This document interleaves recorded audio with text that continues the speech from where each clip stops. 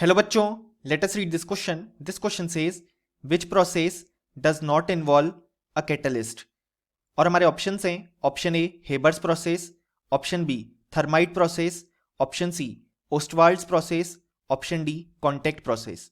सो इस क्वेश्चन में हमसे कहा गया है कि इनमें से कौन से प्रोसेस में कैटलिस्ट इन्वॉल्व नहीं होता है. सो इस क्वेश्चन को सॉल्व करने के लिए हमें जो की कॉन्सेप्ट रिक्वायर्ड है वो है use of catalyst in various processes. So यहां पे अगर हम देखें सबसे पहले हमारा ऑप्शन ए, तो उसमें गिवन है हेबर्स प्रोसेस. सो हेबर्स प्रोसेस यूज किया जाता है for the manufacturing of ammonia.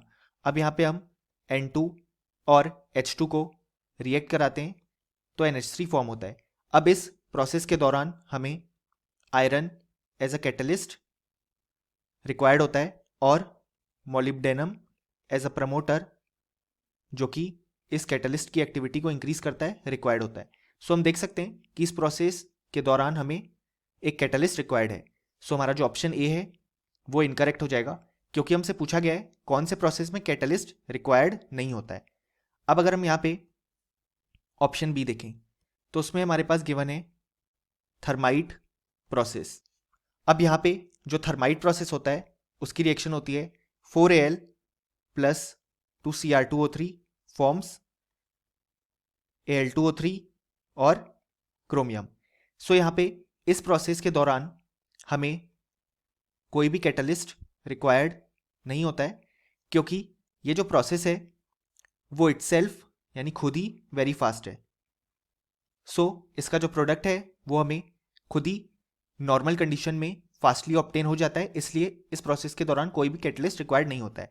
सो हमारा जो ऑप्शन बी है वो करेक्ट हो जाएगा, क्योंकि हमसे पूछा गया है कौन से प्रोसेस में कैटलिस्ट रिक्वायर्ड नहीं है. अब अगर हम आगे हमारे ऑप्शन चेक करें तो ऑप्शन सी में हमारे पास गिवन है ओस्टवाल्ड्स प्रोसेस. अब यहां पे ओस्टवाल्ड प्रोसेस अगर हम देखें तो वो होती है 4NH3 plus 5O2 forms 4NO और 6H2O.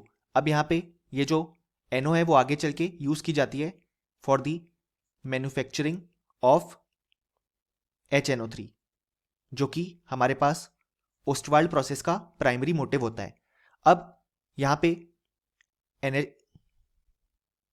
पे HNO3 को मैन्युफैक्चर करने के लिए जो NO फॉर्म हुई ड्यूरिंग दिस प्रोसेस, उस प्रोसेस के दौरान हमें PT गेज कैटलिस्ट यानी कि बेसिकली प्लेटिनम कैटलिस्ट रिक्वायर्ड होता है.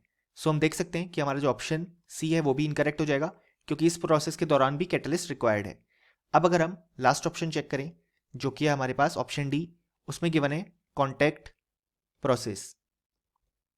अब यहाँ पे जो कॉन्टैक्ट प्रोसेस होता है उसका प्राइमरी मोटिव होता है the manufacturing of sulphuric acid, जिसे हम H2SO4 बोलते हैं. अब यहाँ पे इसकी जो रिएक्शन होती है सबसे पहले वो होती है 2SO2 plus O2 combines to form 2SO3. अब यहाँ पे प्लेटिनम एस्बेस्टस एक कैटलिस्ट यूज होता है, या अब अगर हम न्यू कंडीशंस की बात करें तो V2O5 यानी कि वेनेडियम ऑक्साइड एक कैटलिस्ट इस रिएक्शन में यूज होता है. अब यहाँ पे ये जो SO3 फॉर्म हुआ वो आगे चल के H2SO4 फॉर्म करता है, जो कि कॉन्टैक्ट प्रोसेस का प्राइमरी मोटिव था. सो हम देख सकते हैं इस प्रोसेस के दौरान भी हमें कैटलिस्ट रिक्वायर्ड है. सो हमारा जो ऑप्शन डी है वो भी इनकरेक्ट हो जाएगा. सो फाइनली हमें बोल सकते हैं कि इस क्वेश्चन का हमारे पास जो करेक्ट आंसर आ जाएगा वो आ जाएगा option B. Hope you understood it well. Best of luck.